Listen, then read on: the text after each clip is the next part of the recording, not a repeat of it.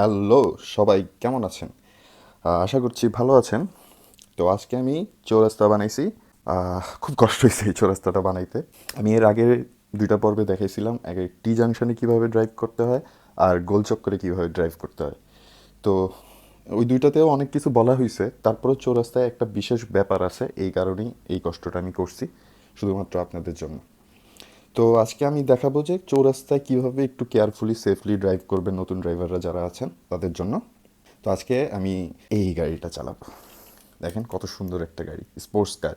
এখন আমি এই চৌরাস্তার মধ্যে যে ট্রাফিক সাইনবোর্ডগুলো ব্যবহার করা হয় সেটা আমি একটু দেখাই। এই রাস্তা দিয়ে যখন আপনি আসবেন তখন এই আসার আগে একটা সাইনবোর্ড আপনি দেখবেন, সেটা হচ্ছে এই সাইনবোর্ডটা। দেখেন এই সাইনবোর্ডটা একটু খেয়াল করেন। এই সাইনবোর্ডটা আপনি দেখেন যে সামনে চৌরাস্তা, কিন্তু এখানে ব্যাপার আছে। দেখেন আপনার যে সোজা রাস্তাটা এটা ছোট, মানে চাপা, মানে ছোট রাস্তা। আর আপনার সামনে দিয়ে যে রাস্তাটা ক্রস করছে সেটা বড়। তার মানে হইল যে আপনি একটা ছোট রাস্তা দিয়ে যাচ্ছেন আর আপনি যে রাস্তাটা ক্রস করতেছেন সেটা একটা মহাসড়ক। তো এই ক্ষেত্রে আপনাকে এই সাইনবোর্ডটা দিবে। তো আবার দেখেন যারা এই বড় রাস্তায় যাতায়াত করতেছে তারাও কিন্তু এই চৌরাস্তার একটা সাইনবোর্ড দেখবে। তারা দেখবে অন্যরকম, একই মানে চৌরাস্তায়। এই সাইনবোর্ডটা আপনারা দেখেন, এটাও চৌরাস্তায়, কিন্তু সে দেখতেছে সে বড় রাস্তায় আছে, তার সামনে একটা ছোট রাস্তা ক্রস করতেছে। তো তার জন্য এই চৌরাস্তাটা হইতেছে এইটা। তো এখন আমি যে কথাটা বলবো সেটা হচ্ছে বড় রাস্তায় সবসময় অগ্রাধিকার। বড় রাস্তায় যারা যাতায়াত করে তাদের প্রায়োরিটি সবসময় আগে, কারণ তারা অনেক দূরের রাস্তা অনেক স্পিডে আসতেছে, তো তাদের প্রায়োরিটি আগে। আর ছোট রাস্তাগুলো হয় এলাকার ভিতর দিয়ে একটা মহাসড়ক ক্রস করে, কিংবা ছোট রাস্তাগুলো গাড়িগুলো স্লো চলে, তো তারা এই বড় রাস্তা যখনই ক্রস করবে তাদের থামতে হবে। এই কারণে ছোট রাস্তা যখন আপনি চৌরাস্তায় এসে পড়বেন ছোট রাস্তা থেকে, তখন আপনাকে এইখানে একটা বোর্ড দিবে, সেটা হচ্ছে এই যে দেখেন, এটা হচ্ছে স্টপ সাইন, মানে থামতে বলা হইতেছে। তো আগে আমি গোলচক্কর আর যেই টি জাংশন ছিল ওইখানে দিছিলাম রাস্তা দিন সাইনবোর্ড, ওই লাল তিন কোণাটা। কিন্তু এখানে স্টপ সাইন দেওয়ার কারণ কি? কারণ এইটা চৌরাস্তা, এখানে চারপাশ থেকে গাড়ি আসতেছে যাইতেছে। এই কারণে এখানে ওই রাস্তা দিন সাইনবোর্ডটার থেকেও জরুরি হলো আপনাকে একদম স্টপ করা, একদম থেমে যান। আপনি এই জাংশনটা খুবই কেয়ারফুলি ক্রস করতে হয়। আর এই কেয়ারফুল হওয়ার জন্যই আমি কিন্তু এই ভিডিওটা বানাইতেছি। তো যাই হোক, এখন আপনি এটা দিয়ে আসলেন, আপনি তো সামনে চৌরাস্তার সাইনবোর্ড দেখলেন যে একটা বড় একটা রাস্তা আপনাকে ক্রস করতেছে। আর সামনে আসলেন, তো এখানে আসার পর আপনি দেখলেন স্টপ বোর্ড, মানে আপনি এখন থেমে যাবেন। এখন আপনি যাবেন কোথায়? বামে। তো আমি টি জাংশনে আগেই দেখেছি যে বামে যাওয়ার সময় সবসময় ডান পাশটা লক্ষ্য করতে হয়। ডান পাশে যদি রাস্তা ফ্রি থাকে তখনই আপনি বামে যাবেন। এখানে চৌরাস্তার ক্ষেত্রে কি হয়, এই বাম পাশটাও লক্ষ্য করতে হবে, প্লাস এই পাশটাও লক্ষ্য করতে হবে, এই দিকটা, ঠিক আছে? কারণ এই দিকের গাড়ি সে যখন এই দিক দিয়ে তার বাম সাইডে যাবে তখন সে কিন্তু এদিকে তাকায় আছে। সরি, তার ডান দিকে যাবে তখন সে এই পাশে তাকায় আছে যে এদিক দিয়ে কোনো গাড়ি আছে নাকি, সে এদিকে আসবে। তো আপনিও ইন দি মিন টাইমে বামে ঢুকতেছেন, তখন তো একটা ঝামেলার সৃষ্টি হতে পারে। এই কারণে কি হয়, আপনি চৌরাস্তার মধ্যে বামে যাবেন অথবা ডানে যাবেন, আপনি এই রাস্তাটা কিন্তু একটু খেয়াল করতে হবে যে এইখানের অবস্থা কী। এখানে যদি গাড়ি মুভমেন্ট থাকে তাইলে একটু সাবধানে যাওয়া উচিত। তো এই ক্ষেত্রে আপনি চৌরাস্তা থেকে যখন বামে যাবেন তখন দেখলেন এখানে রাস্তাটা ক্লিয়ার আছে নাকি। যদি দেখেন এখানে গাড়ি আছে, কিংবা স্লো আছে, কিংবা রাস্তা ক্লিয়ার আছে, আপনি বামে যাবেন। বামে যাওয়ার সময় এই এই জায়গাটা একটু খেয়াল করবেন যে এখান দিয়ে কেউ আসতেছে কি না। এই জায়গা খেয়াল করে তারপর আপনি বামে যাবেন। আর অবশ্যই এখানে আসলেই থাইমা যাবেন, থাইমা চারপাশটা ঠিক মতো লক্ষ্য করবেন। লক্ষ্য করে তারপর আপনি বামে যাবেন। আর ডানে যাওয়ার ক্ষেত্রে তো দুই পাশেই দেখতে হবে। এই জাংশনে আমি যেটা বলছিলাম যে এই পাশটাও দেখা উচিত, এই পাশটাও দেখা উচিত। আর চৌরাস্তার ক্ষেত্রে এই পাশ তো দেখতে হবে, এটাও দেখতে হবে, এই পাশের গাড়িগুলোর কী অবস্থা সেটাও দেখতে হবে। তিন পাশ থেকে যখন সেফ আছে তারপর আমি ডান পাশে যাব। তো এই হইল বামে ডানে। আর সোজা, সোজা এখানে যেহেতু চৌরাস্তা সোজাও যাওয়া যাবে, সোজার ক্ষেত্রেও এরকম ডানে বামে সব পাশ দেখে তারপর সেফ হইলে তারপর সোজা সোজা ঢুকে যেতে হবে। আচ্ছা, তো সাইনবোর্ড তো আমি দেখাইলাম যে কী ধরনের সাইনবোর্ড চৌরাস্তার মধ্যে থাকে। আবার আপনাদের এর ফাঁকে আরেকটা জিনিস বলি, এই যে দেখেন আমি এখানে যে পার্কটা বানাইছি, দেখেন পার্কের সামনেও কিন্তু আমি একটা সাইনবোর্ড লাগাইছি। এই সাইনবোর্ডটা দেখেন, গাছের ছবি দেওয়া আছে আর একটা বেঞ্চও দেওয়া আছে, তার মানে এটা হলো পার্কের। মানে এই সাইনবোর্ডটা আপনি যদি দেখেন তাহলে বুঝতে পারবেন এটা একটা পার্ক ওইখানে।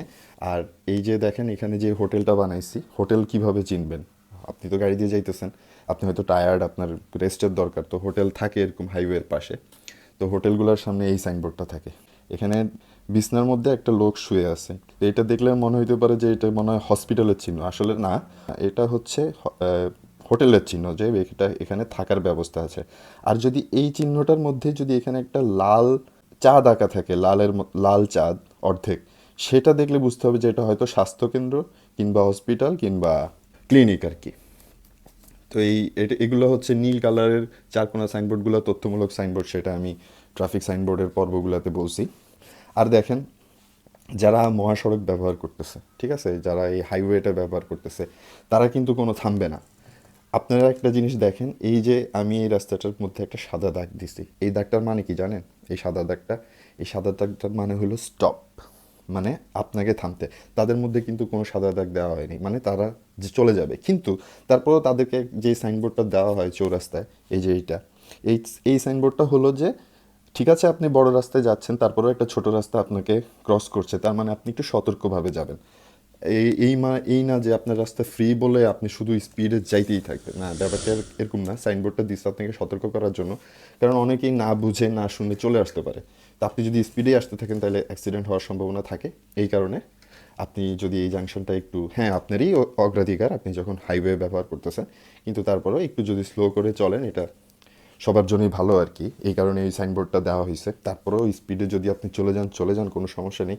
সব ড্রাইভার যদি সাবধান থাকে, যেমন এই ড্রাইভারটাও যদি সাবধান থাকে, তাহলে তার আপনার কোনো সমস্যা হইতেছে না, আপনি সোজা চলে যেতে পারেন। কিন্তু স্লো যাওয়াটা সবসময় উচিত এবং এটাই নিয়ম।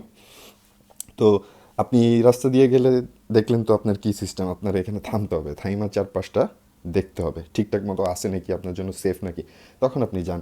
বামে যাওয়ার ক্ষেত্রে এই আপনার ডান পাশটা একটু দেখলেন, আর এই রাস্তাটা একটা পলক দেখা তারপর চলে গেলেন। আর ডানে যাওয়ার ক্ষেত্রে এই পাশ দোনো পাশ ক্লিয়ার আছে, ক্লিয়ার থাকলে তারপর যান। এখন আপনি যখন যাইতেছেন দেখলেন এই গাড়িটা এখানে থাইমা আছে, তো আপনি ভাবছেন যে আপনি যাইতে পারবেন, তো আপনি এই পর্যন্ত আসার পরে দেখতেছেন গাড়িটি একটু মুভ করতেছে, তা আপনি করবেন কি, একটা হর্ন দিবেন। হ্যাঁ, একটা আস্তে হর্ন দিয়ে তারা সাবধান করবেন যে ওয়েট কর, আমি আগে চলে যাই, তারপর তুই যা। ব্যাপারটা হইতেছে এরকম। তো এই ছিল চৌরাস্তার অবস্থা।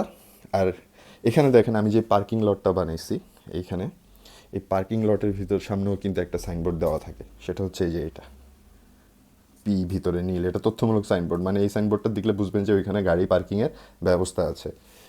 তা আমাদের দেশে তো আসলে সাইনবোর্ড ব্যবহার হয় না, তারপরও ধীরে ধীরে ব্যবহার শুরু হয়ে যাবে। তো এগুলো জানা থাকা ভালো, তাইলে দেখা গেছে রাস্তায় চলতে আর আমাদের কোনো সমস্যা হয় না। আর সাইনবোর্ড না থাকলেও ওই যে আমি এখন দেখাই দিলাম যে আপনার বুঝতে হবে যে এই রাস্তাগুলোতে দূরপাল্লার বাস চলে, বড় বড় গাড়ি চলে আর স্পিডে চলে। তো আপনি একটা এলাকার রাস্তা দিয়ে বাইর হয়েছেন, তো আপনি রাস্তা দেখলেই বুঝতে পারবেন যে আসলে অধিকারটা কার আগে। সাইনবোর্ড হয়তো আমার নাই, কোনো রোড মার্কও নাই এখানে, এরকম স্টপ স্টপ লাইন কিছুই নাই, ঠিক আছে। তো আপনি বুঝবেন কিভাবে যে, তখন আপনি কি চিন্তা করবেন যে আপনার প্রায়োরিটি চলে যায় না, আপনি কিন্তু রাস্তা দেখলেই বুঝতে পারবেন।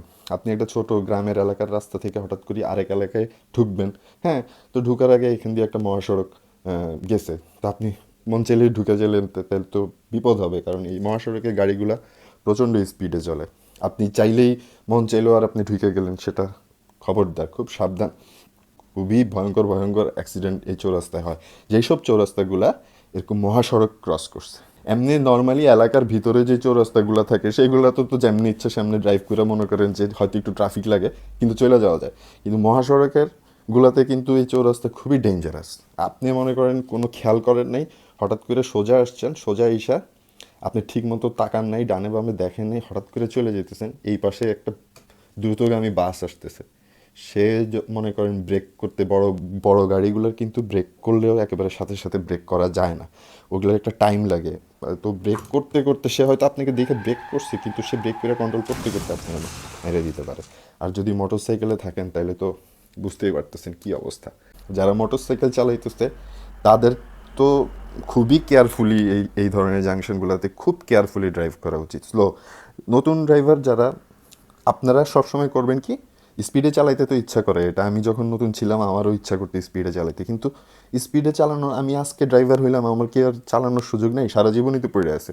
তো প্রথম চেষ্টা করব, প্রথম 1-2 মাস আমরা আস্তে আস্তে গাড়ি চালায়া রাস্তার নিয়ম কানুন আমাদের হাতটা ক্লিয়ার করব, তারপর দেখবেন যে আস্তে আস্তে 1 মাস 1.5 মাস 2 মাসের মাথায় আপনার নিজের ভিতরেই একটা কনফিডেন্ট আইসা পড়বে, একটা আত্মবিশ্বাস আইসা পড়বে যে না, এখন আমি ভালো একজন ড্রাইভার হয়েছি, চৌকুশ হয়ে গেছি। এখন আমার সব কিছু একটা চৌরাস্তায় আসলে কয়েক সেকেন্ডের ভিতরেই আমি দেখে ফেলতে পারি রাস্তার কী অবস্থা, এরকম এরকম বুদ্ধিমান আমি এখন হয়ে গেছি। তখন স্পিড দেওয়া যেতে পারে, স্পিডে চালাবেন। অথবা একটা রাস্তায় প্রতিদিন যাতায়াত করতে করতে আপনি কিন্তু ওই রাস্তা সম্পর্কে জানা ফেলবেন যে এই রাস্তায় কী অবস্থা।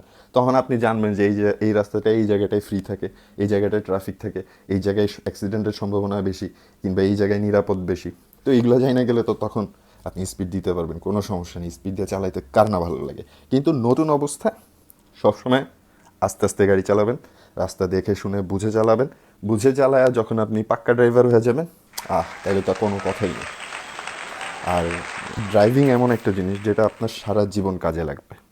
তো সবারই ড্রাইভিং শেখা উচিত, সবারই ড্রাইভিং লাইসেন্স থাকা উচিত। আর ড্রাইভিং এমন একটা প্রফেশন, ধরুন আপনার এখন কাজ নাই, আপনি যে চাকরিটা করতেন চাকরিটা এখন চলে গেছে, কিন্তু আপনার কাছে যদি একটা ড্রাইভিং লাইসেন্স থাকে তাহলে কিন্তু আপনি সহজে একটা কাজ খুঁজে পাবেন। কারণ পৃথিবীর যে কোনো কাজ বন্ধ হয়ে গেলেও এই ড্রাইভিংয়ের কাজ কিন্তু কখনো, মানে রাস্তায় চলার কাজ, এটা কোনো দিন বন্ধ হবে না, এটা থাকবে। তো ড্রাইভিং লাইসেন্স সবারই থাকা উচিত। তো এই বলেই আমি শেষ করতেছি। আশা রাখি যে সবাই আমার কথাগুলো বুঝতে পারতেছেন। আমি অনেক চেষ্টা করতেছি, ইনশাল্লাহ ভবিষ্যতেও আরও চেষ্টা করব। সবাই ভালো থাকবেন, সুস্থ থাকবেন। আসসালামু আলাইকুম।